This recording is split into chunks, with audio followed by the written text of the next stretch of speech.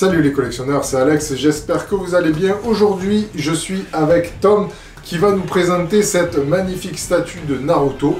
Alors moi, j'y pige pas grand chose à Naruto, donc c'est pour ça que Tom, il va m'aider et il va la présenter. Salut les collectionneurs, du coup on se retrouve aujourd'hui pour une statue de Ironclad Studio, donc c'est Naruto Uzumaki en mode Chakra de Kurama à l'échelle 1/4 pour 400 exemplaires.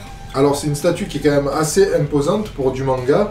Je vais te laisser un petit peu décrire tout ça parce qu'au niveau, moi je pourrais que donner un avis technique là-dessus. Naruto c'est pas trop mon truc, donc je te laisse. Ouais. Alors du coup on va commencer, donc le socle, quelque chose d'assez basique, noir, avec devant donc, ce qui rappelle le bandeau ninja. On remonte un peu, donc on a les rochers, les arbres. Honnêtement très bien fait la texture au niveau de la mousse aussi, c'est vraiment sympa. Même si derrière, vous verrez peut-être après, les rochers sont un peu moins travaillés. Tout autour, donc sur les arbres et les rochers, on a les kunai et les shurikens qui sont donc en PVC, mais qui sont pas mal, même si j'aurais préféré du métal. Le perso lui-même, donc mode Chakra de Kurama, donc c'est très lisse, il n'y a pas de texture, ça représente quand même bien la transformation du perso à ce moment-là du manga et de l'anime. Donc assez jaune flash certes, mais un effet brillant qui rend bien, qui est assez fidèle je trouve. Après pour le HS c'est chacun, moi je suis pas spécialement fan, je le trouve un petit peu joufflu et au niveau des dents aussi je suis pas spécialement fan. Et pour terminer en haut, donc le Rasen Shuriken, son attaque, que je trouve très bien réalisée, on sent un effet de mouvement, peut-être un petit peu trop blanc sur les côtés, mais franchement agréablement surpris. Et toi Alex du coup, même si tu connais pas spécialement, qu'est-ce que t'en penses? Alors de par ce que tu as dit pour le socle, c'est vrai que c'est assez simple, y a pas...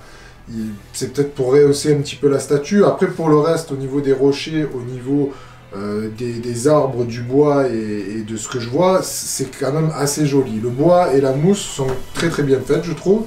Après au niveau des rochers, oui c'est vrai que derrière ils ont un petit peu, je dirais alors pas bâclé, mais ils ont laissé un petit peu les détails. Tout ce qu'on voit devant c'est beaucoup moins flagrant derrière. Après pour le personnage, je suis très mitigé parce que c'est une transformation comme tu dis et cet aspect un peu, pour moi c'est trop lisse, ça manque de texture. Après je sais que le manga se prête pas non plus à avoir beaucoup de texture, surtout par rapport à la transformation comme tu dis. Mais ça me choque, ça fait trop brillant pour moi personnellement. Après c'est vrai que les kunai et les shurikens, ça c'est joli au niveau... j'ai pas l'impression moi que c'est du PVC quand je les vois comme ça. Alors après peut-être que quand on les prend c'est peut-être plus flagrant, mais au niveau du paint c'est quand même assez joli. Après cette attaque là je la connaissais pas non plus, donc oui ça fait un bel effet, l'effet un petit peu translucide. Peut-être que ça aurait peut-être été compliqué de mettre un light up là-dedans, alors est-ce qu'il aurait fallu le faire ou pas, je ne sais pas. Je pense pas que ce soit nécessaire, surtout là avec la lumière je trouve que ça rend quand même vachement bien. Mais pour avoir peut-être sur le centre quelque chose de lumineux, ou c'est peut-être par rapport à l'attaque Ça aurait pu bien rendre, mais il faut voir. Là comme ça, moi je trouve ça déjà vraiment bien. Oui, techniquement ça aurait peut-être été difficile de mettre un light up là-dessus, je ne sais pas. Après au niveau du montage, qu'est-ce que tu en as pensé aussi? Montage très simple, honnêtement on n'a pas galéré plus que ça. Même si la notice n'est pas très claire, c'est pas nécessaire non plus. Tout s'est bien emboîté, non franchement aucun problème là-dessus. Après je trouve que la pose elle est quand même assez dynamique, donc toi qui en vois plus souvent que moi des statues manga, tu me donnes un petit peu ton avis. Ouais, donc ouais, statue vachement dynamique, surtout pour du 1/4, à une échelle plus petite, un 6, un 8 c'est plus facile à faire. Donc très dynamique avec le personnage vers l'avant, mais surtout aussi 2 points d'ancrage au niveau des 2 pieds, donc ça assure quand même une stabilité dans le temps, pour pas qu'elle penche ou voir qu'elle tombe.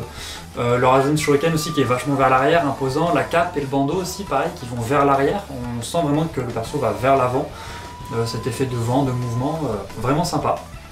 C'est vrai que oui, moi qui suis pas forcément fan, elle a quand même un atout dynamique déjà dans cette pose, et aussi les nuances, c'est joli je trouve, qu'il y a sur les effets de cape à l'arrière aussi. Même de manière générale, ça fait un effet un peu porcelaine, on dirait pas l'impression que c'est de la résine. C'est très beau.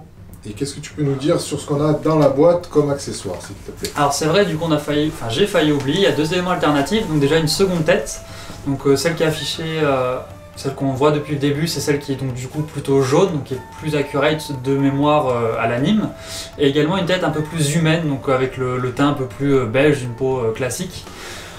Donc voilà, franchement au choix des collectionneurs, les deux sont sympas. Et également donc du coup devant là à ce niveau là, donc là ça représente un bandeau, mais on a aussi un élément alternatif où c'est écrit Naruto Uzumaki dessus, avec il me semble une spirale un peu comme qui rappelle le Rasen Shuriken, donc son attaque. Et qu'est-ce que tu peux nous dire alors sur le packaging, toi qui as monté la statue? Alors simple mais très bien, donc les sangles qui permettent de sortir le carton, enfin le polystyrène facilement, donc toujours très efficace. Ils nous ont donné une paire de gants également pour monter la statue sans laisser de traces ou autre. Un pinceau pour la nettoyer, et moi c'est la première fois que je vois ça dans un packaging de statue. Et également du coup le certificat est plastifié, ce qui évite de le corner ou de l'abîmer, et également un cadre en plexi pour pouvoir afficher ce certificat. Donc vraiment plein de petits bonus mais sympa. Oui, c'est vrai que moi aussi, j'avais jamais vu ça. À part les gants, je les avais vus sur les PCS qui le faisaient. Mais là, c'est vrai qu'au niveau du certificat et au niveau du pinceau, bah, c'est un plus. Carrément. Et maintenant, on va parler du prix. Combien ça coûte cette pièce? Ouais, alors en prix d'origine, elle était à 950 $, donc US dollars. Après, évidemment, il faut rajouter donc, les frais d'import, frais de port et douane. Et donc pour celle-ci, même pour les autres Ironclad, vous pouvez les retrouver donc, sur Kyodai Aniki, donc avec les liens dans la description. Eh bien écoute Tom, merci de m'avoir aidé pour cette review. Merci à toi pour l'invitation. Écoute, c'est toujours avec un plaisir. Hein.